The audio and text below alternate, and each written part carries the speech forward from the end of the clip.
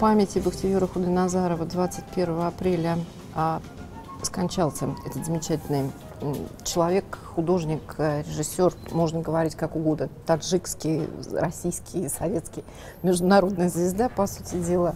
29 мая ему исполнилось бы 50 лет, и я пригласила в студию людей, которые, в общем, Бахтиера хорошо знали, дружили, связаны с ним творческими разнообразными обстоятельствами. Ираклий Михайлович Кверикадзе, сценарист его самого, наверное, известного фильма «Лунный папа», Мумин Шакиров, который с Бахтиером, мой коллега Мумин Шакиров, режиссер, который с Бахтиером учился у Игоря Таланкина в Авгике в 89 году. 84-89. А Олег Антонов, сценарист фильма «Бахтиер Шик», и режиссер, продюсер и сценарист Валерий Ахадов, тоже человек, в общем, довольно знаменитый, который Бахтиеру помогал, если я правильно помню, на ранних этапах его творческой биографии. Вы знаете, я, конечно, мы с Мулиным приготовили цитаты из «Лунного папы», по которому Бахтиера знают все, но я вчера наткнулась на фрагмент один, который меня как-то очень зацепил в его интервью. Интервью, надо сказать, не так много. Я пыталась понять, и они все относятся к началу нулевых годов в основном. В последние годы он как-то перестал, видимо, общаться с прессой и каким-то очень специальным образом с российской жизнью себя относил, но это мы позже поговорим. Бахтиер говорит, мастерство — это когда говорят «может быть», а должен, обязан, так говорят солдаты, рабы и князья. То есть он определенным образом как бы противопоставляет мир художника и там мир режиссера миру, я даже не знаю, как сказать, обычной жизни. Вот, Ираклий Михайлович, что вы скажете про эту фразу, про его такое высказывание? Ну, во-первых, замечательно, что мы вспоминаем Бахтиера. Это был чудесный, совершенно удивительный по жизни человек и большой художник, как творец. И вот буквально совсем недавно он был еще жив, и вот теперь его нет, и как-то нелепо говорить «был». Он был очень талантлив. Нелепо и тяжело, я думаю. Он был... ну, вы знаете как, по жизни он был очень прост. Контакты с людьми у него были совершенно потрясающие, с кем угодно. Мне повезло, я очень долго с ним общался, живя в Берлине, а он многие годы прожил там. В общем-то, он был, с одной стороны, берлинец, но лучшие фильмы он делал в Таджикистане вместе с таджиками. И вот такой, он не человек там из башни слоновой кости, он невероятно входил в жизнь, в творчество. Поэтому мне кажется, что эта фраза, она, может быть, такая немножко... На эмоциях? На эмоциях и немножко, как бы, ну, создать интригу, что ли. Мне так думается. Спасибо, Ираклий Михайлович. А Валерий? Ну, я не знаю, это вообще вопрос, по-моему, такой. Мы же все боремся за свою свободу личности. Конечно. Вот это, в общем, наверное, так он сформулировал ее. Так изящно или грубо даже, можно сказать. Но... Вызывающий определенным образом, да, потому конечно. Что, нам, может быть, особенно было тяжело тем, кто вот так вот резко вынужден был выскочить из привычного мира своего, да, вот Таджикистана, райское место, интернациональная республика, рассвет. Я всегда говорил, что просто подстрелили на ходу вот этих всех ребят молодых. Потому что художники, композиторы. Это поколение, это да? поколение Это просто поколение... расстреляли вот на взлете, понимаете. Ну, и вырвавшись, наверное, Бахтиер правильно сказал, да, я сам. За мной уже, ну, за мной культура, история, родители, родственники. Но, в принципе, я сам, и я сам хозяин всего. Вот, наверное, в этом смысле, мне кажется. Спасибо, спасибо. Валерий, Олег. Я очень по-своему понимаю эту фразу. У него был принцип никогда не подводить черту, ни под чем. Вот сегодня так, я говорю, Бахтик, по-моему, это гениально. Он говорит, да, все нормально, идем, пьем пиво, все, так и оставляем. Это когда работали под сценарием. Утро начинается с того, что он говорит, ты знаешь, я подумал, здесь надо что-то по-другому это все решить. И я скажу, что вот это по-другому, вот мы с ним писали другой сценарий, там под названием «Живая рыба», это длилось 10 лет. И я понял, что ну, как бы для него так, как бы, ему так интересно жить. Вот сегодня так, но этот день закончится. Завтра будет новый день, будет новый взгляд, новое биение сердца, новая мысль, новая эмоция. И мы посмотрим на это по-другому. А «Живую рыбу» так и не дописали? Так, и как это все, к сожалению, сначала начался какой-то очередной кризис европейский, по-моему, 2008 года. Потом умер Баумгартнер, продюсер. Да. Теперь вот, к сожалению, к величайшему не стало самого Бахтика, потому что мы с ним буквально там 3 месяца тому назад говорили о том, как мы допишем, доделаем, сделаем. Но я понимал, что этого не будет. И он, наверное, понимал. Но это был тот печальный диалог, когда люди оба понимают, про что речь, но продолжают его, чтобы только не молчать. Олег, спасибо. Мунин, комментарий ваш. Я тоже слышал от вас эту фразу, но я должен сказать, что я вообще как бы человек, который его знает больше 20 лет, и я бы снисходительно относился к этим фразам. Вообще он не очень большой мастер давать интервью, потому что он все-таки человек, который снимает кино, и надо смотреть его картины, чтобы разговаривать с ним. Да? А что касается интервью, я видел несколько из них, они путанные, они несовершенные, да, и в интервью он тоже как бы живет в системе некого поиска, да. Ну, вы строгий, мне как раз ужасно нравится его такой цветистый мне кажется, язык, что его вот эти ходы вот мысленные. это называется клубок, вот, в который он повлекает, а из него потом очень сложно выйти. Поэтому, мне кажется, он, большой художник на экране, гораздо предпочтительнее, чем человек, который дает интервью. Ну, вот так, да? Окей, давайте посмотрим «Лунного папу». Фрагменты просто вспомним сами и нашим слушателям и зрителям напомним. Скажи лед. Лед. Лед. Лед? Это рыба. Рыба. Рыба живая.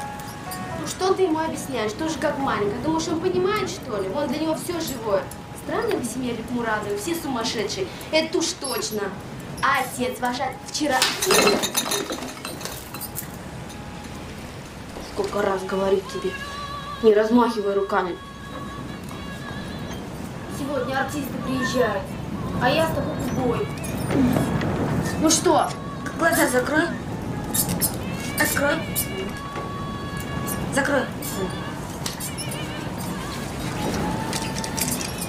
Открой. Рудольф Перумов. Куда? Я бы все отдала, все. Все свои заработки. Даже больше. Что? Себя. Я бы зажмурила глаза и раздвинула ноги. И я бы тоже. Что? Зажмурилась. Иди, отдыхай. Много зла. Нет, за. Неплохо. Успокойся. Успокойся. Таблетки.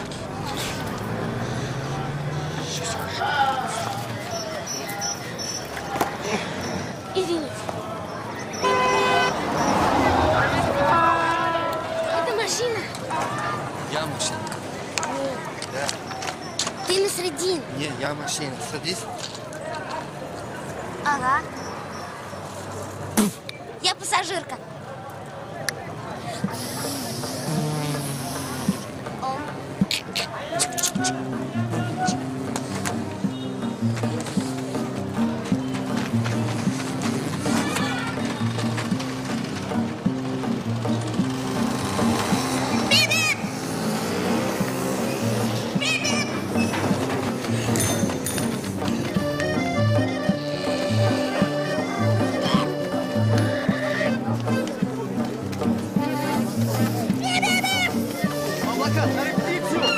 Я не могу, меня разлетит. Я не могу.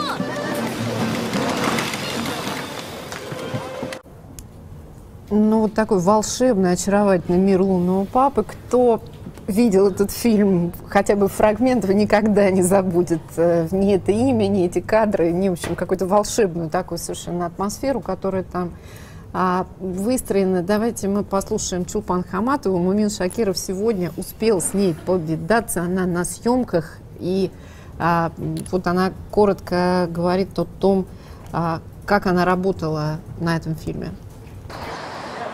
Ну, во-первых, мы снимали 9 месяцев с перерывом.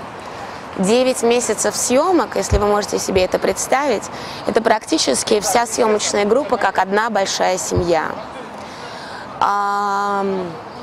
Паника и ужас последнего съемочного дня я не могу вам даже передать, потому что из одной реальности нам всем пришлось выйти в какую-то другую реальность. Это как в мою жизнь просто вмонтировали целый кусок какой-то другой жизни и достаточно грубо потом заставили из нее вырваться вместе с корнями, кинули обратно в московскую жизнь, в которой я уже мало что понимала.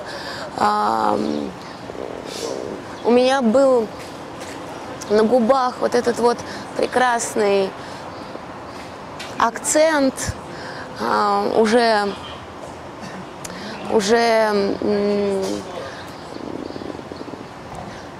как это бы получше сказать, уже приросший, накиданный к моей речи, к моей гортани, к моим губам. Ну, огромное количество людей из группы стали моими ближайшими друзьями. Ближайшими, начиная от Бахтияра, заканчивая, там, не знаю, осветителями, работниками на площадке. Просто, ну, не друзьями, может быть, но ближайшими людьми, которые в моем сердце будут на всю жизнь. Это был опыт сложностей, были очень сложные условия, невероятные условия, с природными катаклизмами, с лишениями в бытовом срезе. Это было невероятное мое личное недоумение по поводу того, как картину приняли. Я видела, насколько глухи и слепы эти люди, которые дают оценку этому фильму. Какой был прокат у фильма в стране Россия. Я не говорю сейчас про весь остальной мир. И для меня это была прям такая режущая трагедия. Мне было очень грустно, что, в общем-то, в стране, где художественная поэтичность языка любого, будь то литература или там киноискусство, всегда ценилось, это вдруг прошло совершенно незамеченно, а в каких-то исключительных случаях даже категорично не принято. Каким-то образом я уже тогда понимала, сколько это было назад, лет, господи, боже мой, 15, наверное. Даже больше. Я понимала, что все это временно, что просто вот все эти слепцы, простаки, они не видят того, что есть. И придет время, и эта картина все равно засияет теми какими-то своими гранями, тем своим объемом, и будет приносить неземное, нечеловеческое удовольствие зрителям. И так оно и произошло. Сейчас я попросила бы студию показать нам второй фрагмент Чулпан Хаматовой, где она говорит о том, успел ли он сказать все, что ему было положено, все, что он хотел, вот, многое ли он успел сказать? Ну, конечно, нет. Конечно, он бы сказал намного больше, безусловно. Да, это такой фонтан, гейзер творчества, абсолютно неиссякаемый. И там, в нашу последнюю встречу, когда все было достаточно предрешено, он все равно бурлил какими-то идеями, рассказывал новые сюжеты для фильмов. И это было очень радостно. И даже складывалось какое-то ощущение, что, может быть, случится чудо. И творчество победит физиологическую, такую человеческую нашу неполноценность. Вот, поэтому, конечно же, нет, это был далеко его не предел, прям совершенно абсолютно. Творческий человек – это очень ранимая субстанция, бескожная. Он не может жить, как живут многие довольные собой граждане, занимающиеся спортом. Все равно в любом творческом человеке есть какое-то притяжение катастрофы. Это данность. Ты не можешь быть художником, не слышащим все то, что происходит вокруг. А вокруг происходит в основном очень грустное, болезненное. И все это, конечно же, попадало в него. И от этого надо было как-то защититься. И как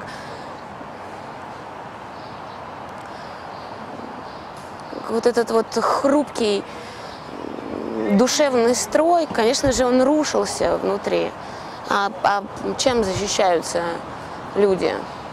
Тем, что в итоге их и разрушает. Вот я хочу, чтобы вы прокомментировали две вещи, которые сказала Чулпан. Первое, что у «Лунного папы» не было зрителя. У меня совершенно нет такого впечатления. Мне казалось, вот я и мои друзья тогда посмотрели просто, и мне казалось, что только все про это и говорили. Ираклий Михайлович. Ну, тут что-то надо взять среднее между вашим мнением о том, как фильм показывался у нас на нашей территории, и то, что говорила Чулпан. Потому что действительно в прокате мировом, так скажем, европейском во всяком случае, картина имела как бы такую хорошую судьбу, даже счастливую, я сказал бы. Она была на многих фестивалях. Но это, конечно, не прокат, а фестивали. Но это тоже как бы вещи взаимосвязанные за счет того, что фильм и Бахтияр в фестивальном таком понимании обрел много удач, много побед. Токио, Мар-дель-Плата, Венеция, еще что-то, еще что-то, еще что-то. И вплоть до того, что первый раз, может быть, в истории Таджикистан выдвинул ее на «Оскар». Она была показана в Лос-Анджелесе, но не попала в номинацию, так сказать. Это надо иметь в виду. Но это не значит, что фильм чем-то был слаб, плох и так далее. Наоборот, я помню, я был на этом показе, потому что так получилось, что в то время я жил в Лос-Анджелесе. И я прокрался туда, где смотрят академики. Вот, это была моя авантюра. И я помню, как принимали. Были чрезвычайно большие аплодисменты, потому что фильм необычный, экзотичный, человеческая история универсальная, понятная всем. Вот. История, как забеременела, сама того не зная, девушка, и что происходит. В довольно патриархальном обществе, а таких обществ полно и в Латинской Америке, и на юге Европы. Особенно в южных странах, там, где светит солнце, как растет живот, что делать семье, что делать фамилии, так сказать, позор, стыд, надо найти этого негодяя, схватить его за шкирку, привести. И вот об этом картина, как папа и дочка, у которой живот растет и растет, разъезжают по всем провинциальным театрам и ищут того самого лунного папу, который сделал дочке приятное, а она не знала, что он ей делает. Потому что она была красивая, юная, девственная и мало что знала. Поэтому вот так вот, ну, назовем, ну, какое громкое слово подобрать, вернее, не громкое, победоносно он прошел по мировому экрану, а у нас это было время, когда прокат был корявый. Я не знаю, какой он сейчас, вот, но тогда точно. Это было середина 90-х годов. Значит, всякие третьесортные американские заполонили боевики. Я ничего против американского кино не имею, потому что есть несметное количество... Есть первоклассное кино, а есть братья Коэн, третье.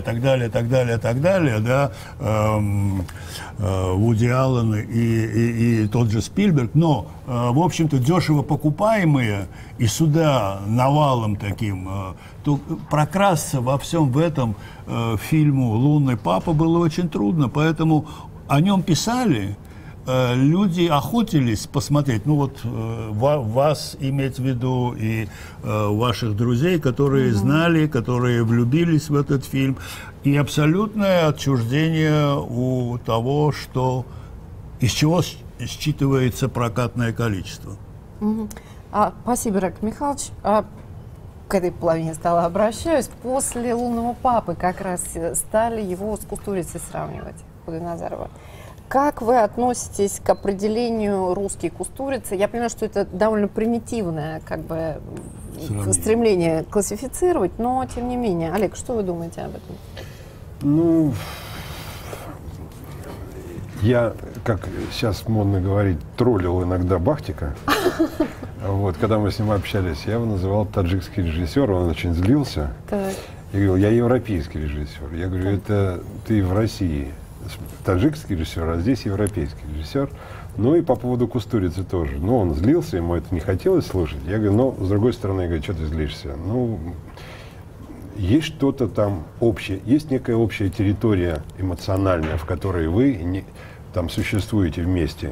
Ну, есть же там такие понятия, как референс и так далее. Я говорю, ну вот и все, и что? Он говорит, ну, я лучше. Я говорю, ну, это вот даже вот сейчас здесь, вот с этого места, мы даже с тобой обсуждать не будем. Конечно, ты лучше, он себе, ты себе.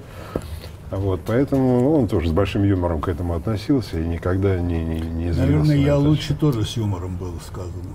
Не так. Конечно. Но мы много тогда шутили. Вообще, как сказать, это было очень приятное общение, потому что какие-то вещи серьезные, ну, как сказать, они оставались за скобками, а можно было шутить, можно было дурачиться, можно было быть детьми в этот момент. Поэтому не было ничего серьезного, никаких запретных тем, можно было на любую тему говорить, фантазировать, бредить. И это, конечно, было уникальное общение. Я даже не знаю, с кем вот как бы так можно строить вот такие невероятные планы на жизнь. Вот это мы снимем это, потом мы снимем это, а потом мы в Китае сделаем кино. И понятно, что этому никогда не бывать, но бредить на эту тему очень приятно. Потому что вроде как бы ты что-то и делаешь, вроде как.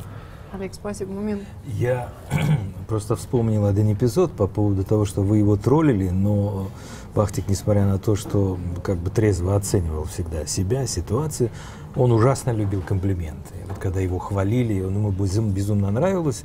Я помню, однажды мы сидели за одним столом в Доме кино после вот успеха картины, точнее говоря, даже не успех, а выхода картины «Кош-Бакош», за которым он получил серебряного льва. Ну, я вообще считаю, что это великая картина. Это абсолютно. Лучшая, наверное, его картина. Да. Это картина абсолютно мирового класса. Скажем, мир раскололся. Кто-то считает его лучший братан, кто-то считает «Кош-Бакош», кто-то считает, что это «Лунный папа». Да?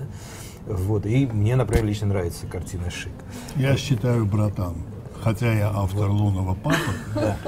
И вот мы сидим за столом, я просто подробно по косточкам разобрал его картину «Кош-Бакош», я ее посмотрел недавно, и было, значит, абсолютно свежее впечатление.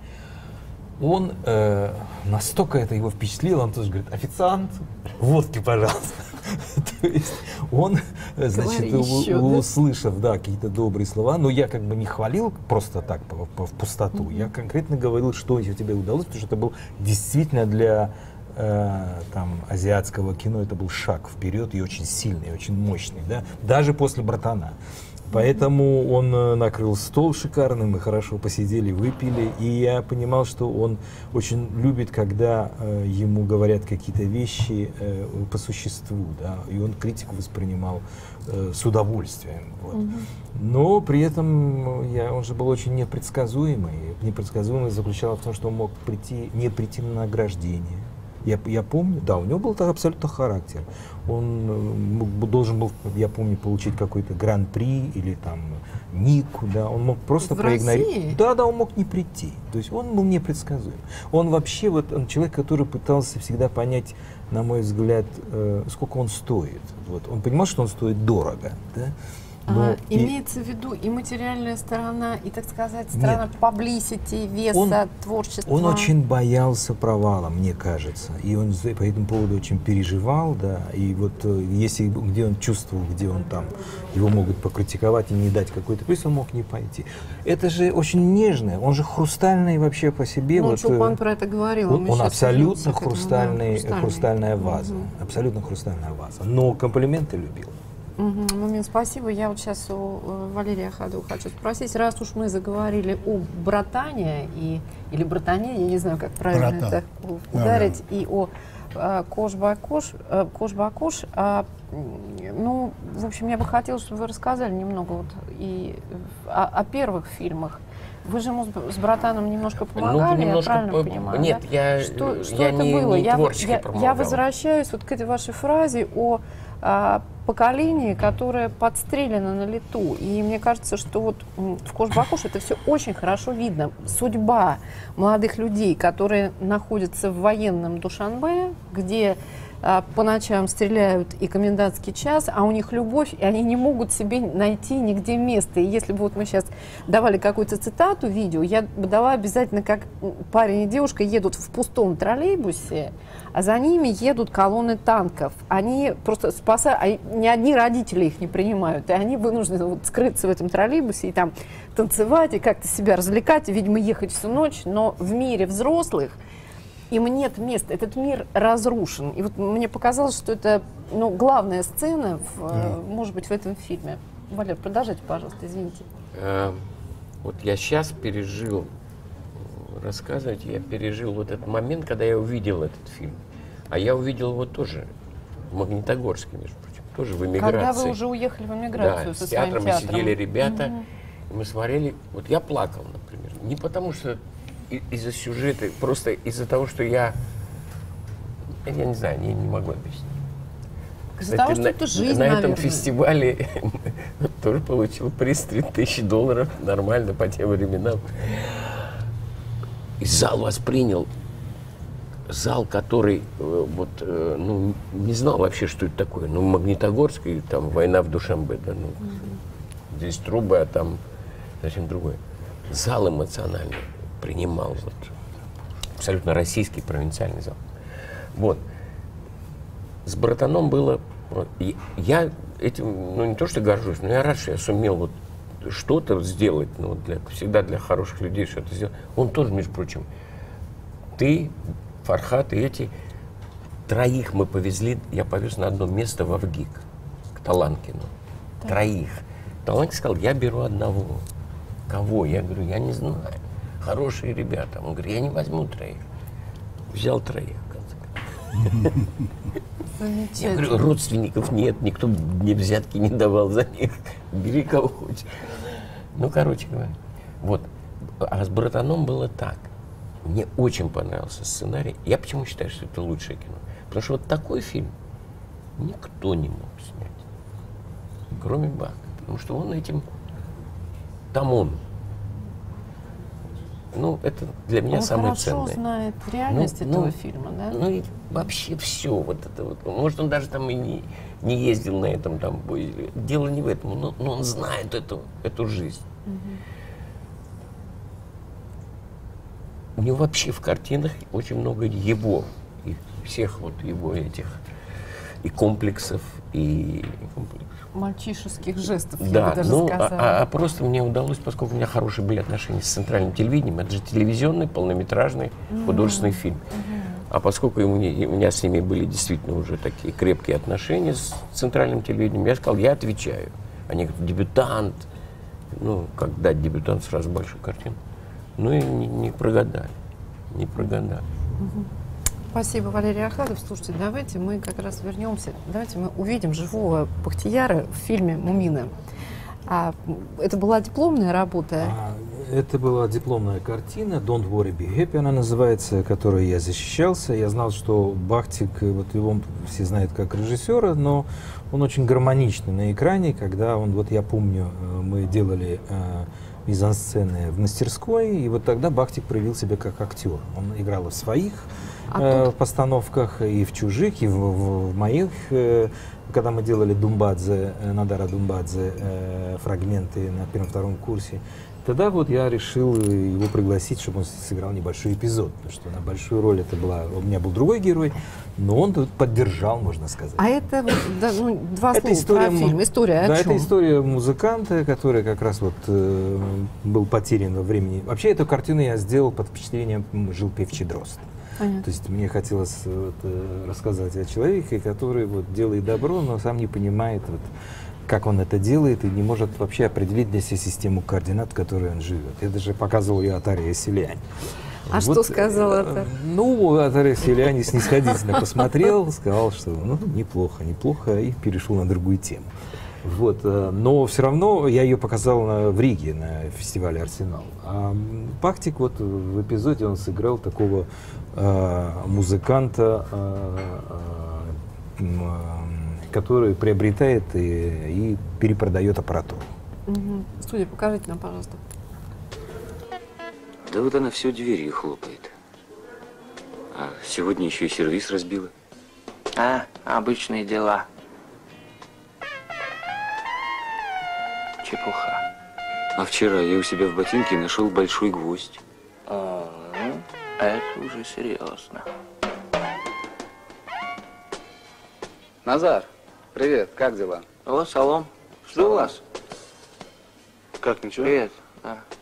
Вот. Здорово. Вот Как? это? Пробуй. Машиночка. Держи. Ага. Новый? Ну да. Так. Посмотри. Посмотри. Авио. Что, поцарапали, что ли? Муха не шла. Дай нажму-ка. Ну так клавиши все работают, я надеюсь. Да, естественно. А что, без паспорта? Нет, вот как Лева дал, весь комплект тут. А кофр есть? Без кофра. Ну что? Без кофра? Ну ничего, давай. Ну как насчет чуть-чуть, нельзя? Ну, если бы мое было. Левина дела. Ну, что с ним говорить? Ну ладно, по-моему, бесполезно. Берем? Да, скорее всего. Ну ладно, берем. Так, осторожнее, я сейчас отцеплю здесь. Так, поднимаем. Если что, я на возврат поставлю. Естественно. Мы все здесь. Ага. В любой момент. Слушай, как у вас там на работе? Аккуратней. Да, ничего. Все нормально, да? Да, тянутся делишки. Тебе ничего не надо? Струны. А, Майер, струны. Струны вот один товарищ должен привезти скоро. Меня имею в виду. Комплектов Хорошо. пару. Ага. Хорошо. Ну ладно, Фабрик. давай. Ну счастливо. Всего хорошего. Поздравляю с покупкой. Спасибо. Спасибо. Сейчас, извини, ради бога. Вот раз. И еще один раз. Все, нормально. Доволен? Окей. Опа. Назар, пума не нужна тебе? Алик, как ты насчет пумы? Да нет, спасибо. Бухти-Юрку для Назаров в отрывке из фильма Муина Шакирова «Don't worry, be happy». Я думаю, все-таки какая кино удивительная штука, что вот оно сохраняет, да, прошло 20 лет или даже больше. 25. 25 лет, и оно сохраняет для нас лицо человека, его пластику, его мимику. Это, конечно, что-то потрясающее. Значит, приближение катастрофы, сказала Чулпан Хаматова. Он был человеком, который как бы живет в этом приближении, в этом напряжении. Я думаю все-таки, что, возвращаясь к словам Валерия Ахадова, что это не только личное качество, но это все-таки еще какой-то момент, связанный с исторической травмой. Я имею в виду его самочувствие вот человека из некогда процветающей страны Советского Союза, но тем не менее это страна окраинная, это одна из стран империи. И, в общем, мы даже перед началом записи на этот счет немного пошутили. Я думаю о таких, в общем-то, казалось бы, разных фильмах, как «Лунный папа», сценаристом которого был Ираклий Михайлович, и «Шик», сценаристом которого был Олег Антонов. Вроде бы это разные, да, пространства, но ощущение какое-то у меня от... Да и, в общем, и «Кош-бакош», когда смотришь, это тревожное ощущение человека, который живет на сломе эпохи, живет как бы с ощущением, что земля у него просто из-под ног уходит, и вообще как бы дальше непонятно, что с ним будет. И вот как это очень важная вещь, мне кажется, опять же, то, что я узнала из интервью, это то, что, оказывается, и на съемках «Лунного папы», и уж я не говорю про «Кош-бакош», он и съемочная группа оказывались просто в ситуации военной, почти заложников, когда просто им угрожали смертью, они оказывались под дулами, там, не знаю, самых разных, кстати говоря, идеологически вот враждующих группировок, и только при помощи каких-то удивительных переговоров ситуацию спасти удавалось. Вот, Олег, что вы думаете об этом его травматизме? Я понимаю, что когда близкие друзья шутят, ты об этом не думаешь. Но для меня очевидна связь между «Кош-бакош», «Лунным папой» и сценарием, который вы писали. Вот насколько Бахтиер вмешивался в этот сценарий? Ой. Ну, я скажу, что...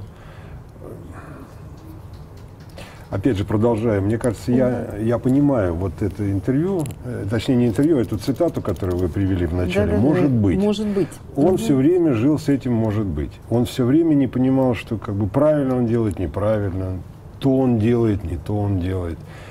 И не потому, то есть иногда это человек просто сильно неуверенный в себе, а это человек, который ищет, как сказать, все время что-то, не знаю, что-то потеряно. Может быть, это вот оттуда и идет, что постоянно он хочет что-то такое.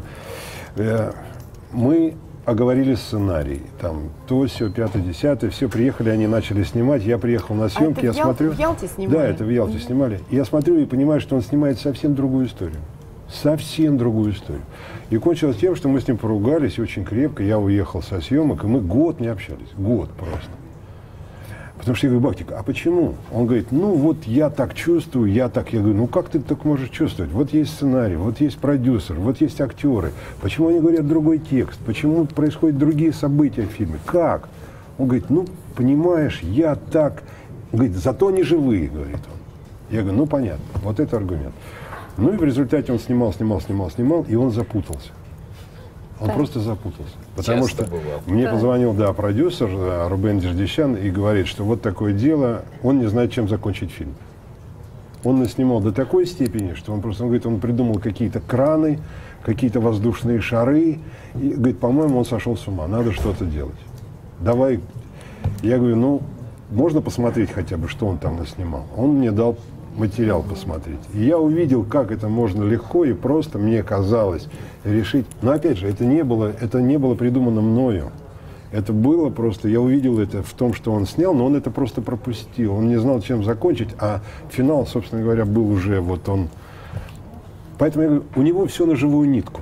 Вы знаете, вот теперь я понимаю, тогда отчасти мое ощущение от фильма «Шик», у меня не было понимание того, чем закончится это кино. Он сам не знал, чем оно должно закончиться. Оно настолько как какой-то живой организм существует, что ты не знаешь, что там произойдет в следующий момент. Студия, покажите нам, пожалуйста, 2 волшебных фрагмента, которые мы с Мумином отобрали для вот того, чтобы мы это обсудили.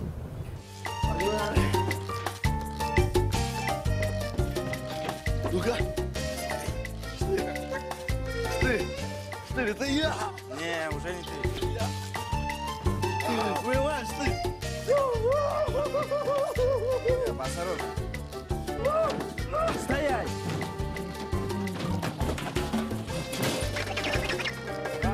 Сэр.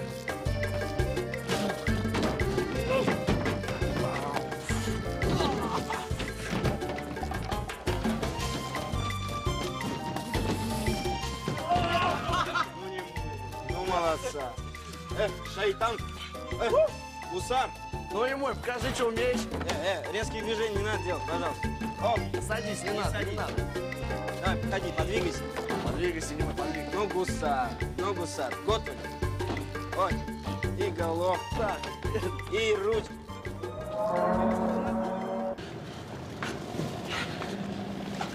Ты что, дурачок, что ли? Ты что себе позволяешь? Сейчас в нос получишь. Пусти. Я почему ты уйдешь? Да у меня дел полно. Сумасшедший, что ли? Я не еврей, но я сделал тебе обрезание. Выходи за меня. Замуж. Ты нормально, да? Ты что, мне не веришь? Ты мне не веришь? Ты же скажи замуж. Скажи замуж. Дина! Я люблю тебя, Дина! Дина! Не бабушка тоже любит!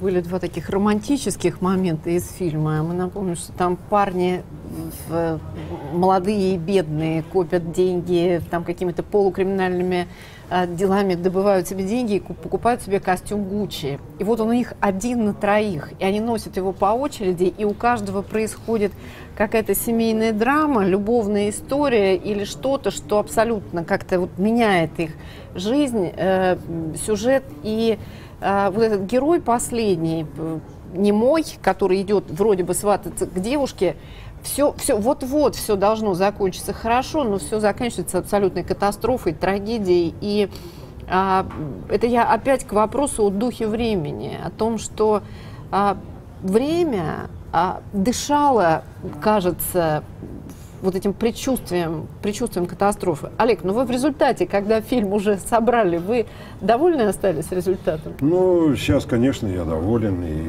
потому что это часть жизни, как говорит Чулпан, мне очень это понятно. Это просто, я даже не с точки зрения какой-то художественной оценки фильма и все такое, это просто часть жизни, замечательная ее часть. Замечательно. Несмотря вот там на все разногласия, на все там размолвки и так далее. Бахтик устраивал жизнь всегда. Вот это был человек, который, он не существовал отдельно. Вот он любил, чтобы вокруг него организовывали жизнь. Я даже, смешной очень эпизод, он пришел в какую-то компанию, мы вместе с ним, я не помню, многочисленные, которые предлагали деньги на кино, и он пришел, сел, говорит, что-то, говорит, у вас офис какой-то не фирменный. Вот. И вот в этом и есть Бог. Что-то у вас не фирменно все. Вот как-то у вас что-то стаканы не фирменные, понимаете? А должно быть все как бы... Поэтому всегда вот как-то все должно быть... И это была жизнь. Это не было работой. Вот мы не приезжали работать, мы приезжали жить. Вот мы жили вот этим фильмом. Потом начинался другой фильм, 3-й, 4-й. Все должно так искриться, да? как вот у этих пацанов, да, которые там дико бедные, но при этом ужасно веселые. Пустых минут не должно быть, все равно должно. Люди должны чувствовать, что они живут. Олег, спасибо. Ираклий Михайлович, вот у одного сценариста одни впечатления, а у вас, насколько я знаю, другие. Вы, по-моему, вот в статье, которую вы написали и которая вот в журнале «История» опубликована, говорите о том, что «Лунный папа» практически совпал с вашими сценарными представлениями. Да. Хочу сказать, что я как графоман много в своей жизни написал сценариев, которые, ну, большая часть из них не реализована, что очень типично, а кое-что было и дошло до экрана. И «Лунный папа» относится, и Бахтияр Худойназаров, к тем редким для меня, по опыту моему, случаям, когда Бахтик снял фильм почти что так, как я его снимал в своей голове, когда писал сценарий. Мумин, я все-таки еще немножечко хочу вас потерзать по поводу вот этого поколенческого травматизма, о котором Валерий Ахадов сказал, и вот этих странных ситуаций с войной, в которые попадал Бахтияр. Вы же, в общем, этот мир довольно хорошо знаете. Вот то, как, например, в «Кош-Бакош» показан Душанбе этого времени, это, ну, как бы, это реальность? Или это все-таки преображенная его фантазии любовная история на фоне этой бесконечной стрельбы и ужасов, там, которые за кадром практически все происходят. Ужас ты чувствуешь только потому, что он где-то фоновым образом присутствует. Вот это чувство повседневности на фоне войны, оно, по-вашему, ну, как бы точно схвачено? Или в этом есть какой-то художественный прием? Или это такая история, там, условно говоря, Ромео и Джульетты современных на этой фоне? Ну, мне кажется, что все-таки война вносила коррективы в драматургию. Потому что когда, это интересно, он же снимал практически в реальном времени, там, и долго. В городе начались реальные боевые действия. Должен сказать, что вот Валерий Бакич сидит напротив, и в этот же период, я помню, в Таджикистан Душанбе приехала Ани Жирардо. Да, и ее вывозили вот из города тоже вот под прикрытием БТРов, спецмашин, потому что она приехала в гости к Валерию Бакевичу. Вот. А вы с ней работали, да? Вы да, она снималась в картине «Руфь» Валерия Ахадова, потом они подружились, она играла в спектаклях, приезжала в Магнитогорск. И это действительно, война вносила коррективы в драматургию, и он очень живо на это реагировал. И некоторые эпизоды, и они были прописаны вот уже когда была команда «Мотор». Ну, к примеру, там пустой город, троллейбус, который едет по главной улице, никого в нем нет, ни одного пассажира, и водитель орет и поет на всю улицу, и понимая, что это уже там, он едет в троллейбусный парк, да? И он это заметил, и его такой эпизод, маленькая деталь, то есть пустой город, военное время, поющий водитель троллейбуса. И вот такие эпизоды он брал в картину, и их было еще несколько. И поэтому, естественно, что это был такой не очень хороший опыт, потому что там же группу не то чтобы брали в заложники, они попадали на ту... То есть там город контролировался одной группировкой, другой группировкой, а у них маршрут съемочной группы был из одного сектора в другой. И везде приходилось договариваться, и иногда этого не очень удавалось. То есть они рисковали жизнью и свободой. Поэтому вот под таким прессом, вообще, мне кажется, Бахтик, он человек, который, не знаю, может быть, работая под таким прессом, ему удавалось достичь нечто большего, чем он планировал. Поэтому и в «Лунном папе» смыло город. Вот Ираклий Михайлович рассказывал, был потрясен тем, что он строил не просто декорации, он строил город. Он построил целый город. Ираклий Михайлович, расскажите этот эпизод, потому что я его прочитал, и это действительно очень... Это характер человека. Так. Значит, он построил декорации... Ну, вот о Бахтике я пишу в журнале «Story», который я люблю и который, так сказать, заказал эту тему, но тут не назовешь, они заказали. В общем-то, это был мое желание еще раз поговорить с Бахтиком. И там я описываю то, что, наверное, сейчас я расскажу. Это история о том, как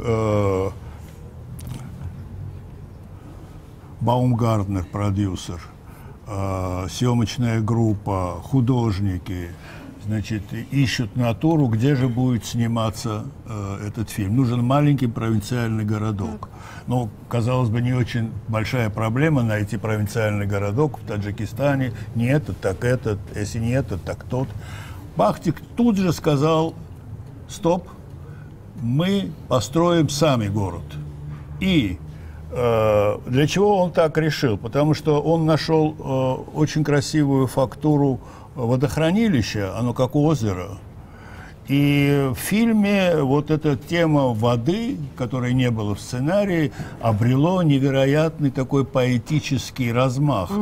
И на холме, который над озером холм стоит, он выстроил не голливудовские там фанерные, как бы только лишь фасадом глядящие дома, а как бы дома в полном смысле слова. Четырехсторонние, каменные, балкон здесь, балкон на противоположной стороне. Там можно было жить просто. 80 домов они построили.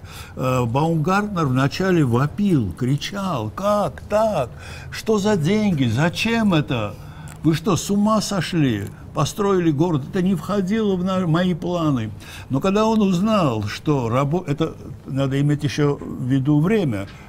Когда же это было? Начало 97-й год. Ну, 97-й год, да?